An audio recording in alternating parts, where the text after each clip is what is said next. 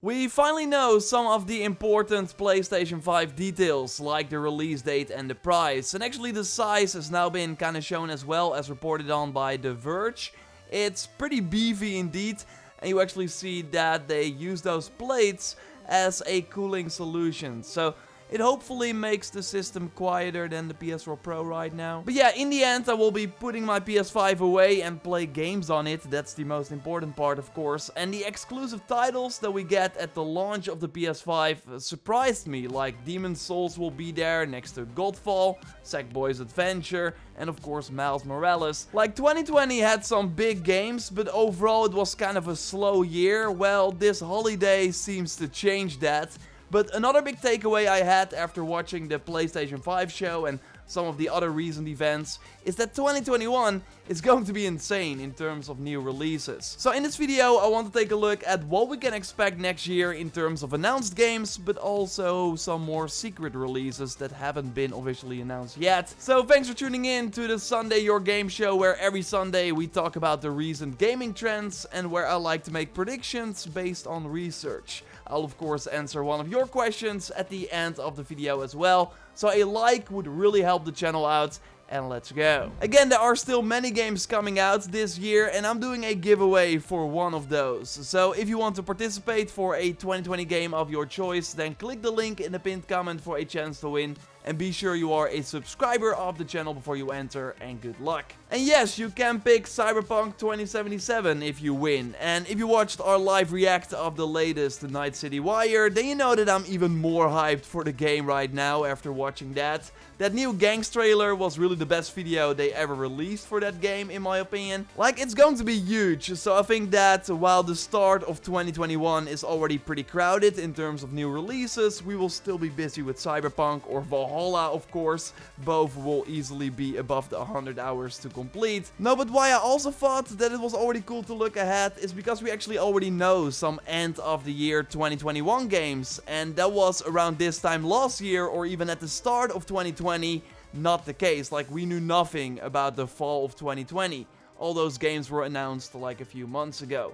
But looking ahead at fall 2021, we already know that God of War will, for example, be there. The logo and announcement was of course nice to have, but on the other hand it would be stupid if they did not make a God of War follow-up. But the 2021 did surprise me. It can of course still change, but on the other hand, November 2021 would be 3.5 years after the reboot on PlayStation 4 released. So it's totally possible. Some people speculated that what if this new game is a Miles Morales or Lost Legacy type of title instead of like a real sequel, but journalist Patrick Lepic, who likely has his sources, chimes in saying that the game has been in development for a while and that they started pretty quickly, likely after the PS4 game. Also, let's not forget that Cory Barlog said that they wanted to make God of War games quicker, and without them doing DLC for God of War PS4 and already having a good idea of how the game plays, I think the timeline is realistic. Imran Khan, who has been right many times before, note that he has been hearing that the PlayStation 5's first year is going to be comparable to the Switch's 2017 in terms of pushing hard on big software. The Switch had Zelda, Mario Odyssey, Splatoon 2, ARMS and Mario Kart 8 Deluxe and other big titles in the first year. And Sony, with like God of War and Horizon Forbidden West slated for 2021, seems to follow that same tactic. I'm still not 100% convinced that God of War will make it, but Horizon seems like a safe bet. I still think it's kinda weird that we did not see the game during the PS5 showcase, especially because it now seems to be more of a first half of the year title, or maybe summer 2021. Instead of the holiday that is now reserved for God of War, of course. And the PlayStation 4 thing still remains interesting. You likely heard the news, right, that Forbidden West is also coming to the PS4 alongside the PS5 version. And while I still think it's smart for Sony to grow the franchise, and it's nice for people who will not pick up the PlayStation 5 at launch or in the first year, but it does mean that it will likely not be the sequel that I hoped it would be when seeing the first trailer. Flying on a Stormbird or any other machine would be so awesome, but I don't think that's possible in the Forbidden West because it also has to run on the PS4. I don't think they will make that like a PS5 exclusive feature. Game director Matthijs de Jonge notes on Twitter that they will talk about the key differences through their official channels at some point. But overall, that will be the thing about 2021. It's that in-between year where big games are still coming out on both generations. First time Sony is doing it like this though, but it is of course common practice for third party. And that's why I think that Far Cry 6 will not be that big jump that you might want for the franchise compared to Far Cry 5 and New Dawn. Like, this new game will lean heavily on the thanks for hire again, so that already seems very similar. Still really enjoyed Far Cry 5 and New Dawn, so I'm just expecting an improved version on that with a pretty cool tropical setting. And then also 4K 60 FPS on the consoles. Because that is what will make these cross-gen games already more exciting this time around. The jump from PlayStation 4 to PlayStation 5 and Xbox One to Series X is just bigger than what we saw before. Assassin's Creed Valhalla will be the first entry in the series that runs on 60 FPS on console. It will, by the way, be 4K 60 FPS on Series X and PlayStation 5, by the way, Ubisoft confirmed to me. And combine that with the faster load times, the ray tracing reflections, and I think the next-gen versions of cross-gen games will still be a treat. Another big game that was announced for 2021 is of course Harry Potter Hogwarts Legacy, taking place in the 1800s. Not sure if you saw my reaction during the PlayStation stream, but I think this game looks insane. Open world, single player RPG. I still want to do a more in-depth video on this soon, but I think it's safe to say that this will be a holiday 2021 game, so October or November, for every platform that you see right here, by the way. Like, it's that perfect Christmas end of the year window title. And then Warner also got Lego Star Wars Skywalker Saga that was delayed to Q2 2021, so April, May or June. And I think Batman Gotham Knights is then in August or maybe September. So Warner got 3 big games coming in 2021. Resident Evil 8 was recently also confirmed for 2021 with a new PS5 trailer. Just like that new game from Ubisoft, Riders Republic, from the Steep creators. When I saw that February 25th, 2021 release date, so 1 week after Far Cry 6, I was like, Ubisoft, do you not have enough games already? But yeah, they're still like releasing stuff. Because in January we also have the Prince of Persia remake that I will totally give a shot. And I also got a bigger video on that coming very soon. But the year actually kicks off with Hitman 3 that I might give a shot this time because I really like the idea of the series. And I liked what I played before, but I never gave it a real shot because of other games coming out. So the January 20th date for this title is perfect. I thought the Deathloop showing during the recent PS5 event was also really cool. That's for Q2 2021. And Bethesda also got Ghostwire Tokyo coming from the Evil Within creators. Both titles will be a PlayStation console exclusive. Should launch somewhere in 2021 as well, that Ghostwire Tokyo. On the Xbox side, we of course have Halo Infinite, that after recent troubles I expect to be a holiday 2021 game now, so a delay of a full year. It seems to be needed, like they need to get this right. But then holiday 2021 will be crowded for new shooters because Battlefield 6 will also be releasing then. EA and DICE already confirmed that, with an insider stating that it will go back to the present day. So yes, then we got God of War, Harry Potter, Halo Infinite, Battlefield 6, a new Call of Duty obviously, and likely a new Assassin's Creed as well during that holiday 2021 period. I already explained why I think a new Assassin's Creed is coming out in a recent video that I will link to in the pinned comments.